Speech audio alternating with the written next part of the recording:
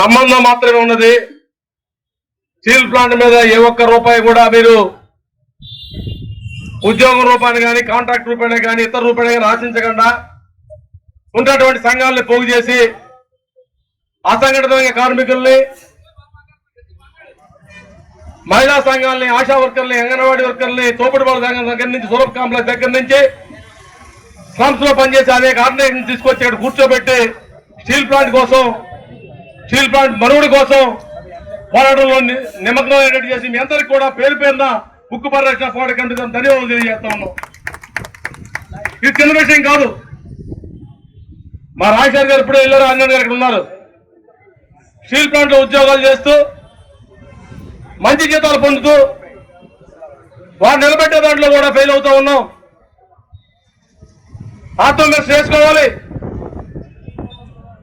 ప్రజల మీద పడి ఉద్యమాలు చేసేటప్పుడు మనం ఏ మేరకు ఉద్యమాల్లోకి తీసుకొస్తా ఉన్నాం, ఏ మేరకు ఉద్యమాలు నిలబెట్టగలుగుతా ఉన్నాం అని కూడా ఆలోచన చేయాలి.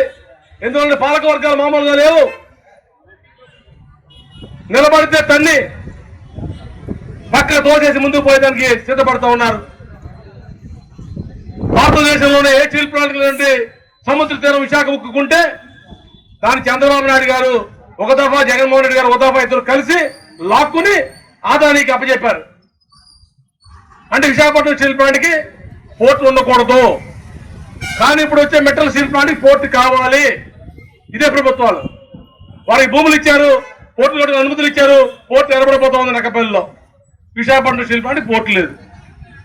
విశాఖపట్నం స్టీల్ ప్లాంట్ కి జిఎస్టీ రూపాయన డబ్బులు కట్టడం ఒకసారి లేట్ అయితే బ్యాంక్ అకౌంట్ సీజ్ చేసేసి జీతాలు కూడా లేకుండా చేసింది ఈ ప్రభుత్వం. ఇప్పుడు ఆ జిఎస్టీని వేల కోట్ల రూపాయలు రైతులు ఇచ్చేశారు నక్కపల్లిలో ఉన్న మెటల్ స్టీల్ ప్లాంట్ కి. గత ప్రభుత్వం Visakhapatnam steel plant current bill కట్టలేకపోతే పవర్ డిపార్ట్మెంట్ వాళ్ళు వచ్చి ఏపీసీబీ వాళ్ళు ఫీజులు బిగేస్తామని చెప్పేవారు. ఇప్పుడు ఈ ప్రభుత్వం వాళ్ళకి రాయితీలు ఇస్తా ఉన్నారు. మాకు రైల్వే రేకులు ఇవ్వండి అంటే రైల్వే రేకులు లేవంటారు. ఉత్పత్తి చేసుకోవడం కోసం ఇబ్బందులు పెడతా ఉంటారు. అటువంటిది వాళ్ళకి అన్ని కూడా ఆగమేఘంగా ఇస్తా ఉంటా ఉన్నారు. విశాఖపట్నం స్టీల్ ప్లాంట్ రా మెటల్ తెచ్చుకోవడం కోసం ఎన్ఎండిసి నుంచి స్లర్రీ పైపులు వేస్తామని చెప్పేసి 10 సంవత్సరాల క్రితం ఒప్పందం చేశారు. ఈ రోజు అది గది లేదు. మెట్టలు కొబ్బరికాయ కొట్టక ముందే 3 రాష్ట్రాల్లో స్లర్రీ పైపులు వేయడం కోసం అనుమతులు ఇస్తూ పేపర్లో ప్రకటనలు వచ్చినాయి. విశాఖపట్నం స్టీల్ ప్లాంట్ సొంత నిధులతో 1980s లో ఎర్రవరం నుంచి ఏలేశ్వరం దగ్గర నుంచి సొంత కాలువ తవ్వుకుంటే కాలువలో నీళ్లు అడ్డం కొట్టి విశాఖపట్నం దహారుతున్నారు. సంతోషమే. ఎన్టీపీసీకి అదే నీళ్లు, గంగవరం పోర్టుకి అదే నీళ్లు, హెడ్రోటర్స్ అదే నీళ్లు, ఫార్మాసిటీకి అదే నీళ్లు. అక్కడతో అక్కడ అదే కాలం నుంచి నక్కపల్లి మెట్రో స్టీల్ ప్లాంట్ నీళ్లు ఇవ్వబోతా ఉన్నారు. ఇది ఎక్కడ దారుణం అంటే స్టీల్ ప్లాంట్ తాలూకా మౌలిక వసతుల మీద ఆధారపడి ఈరోజు 11,400 కోట్లు ఇచ్చారు. పాపానికి డబ్బిచ్చాం అంటా ఉన్నారు కూటమి ప్రభుత్వం. సంతోషమే, డబ్బిచ్చారు. ఉద్యోగులకి 6 మాసాల జీతాలు లేవు, 310 కోట్ల రూపాయల బకాయిలు, పిఎఫ్ కట్టలేదు, పెన్షన్ లేదు, పెన్షన్ పండుగ డబ్బులు ఇవ్వలేదు.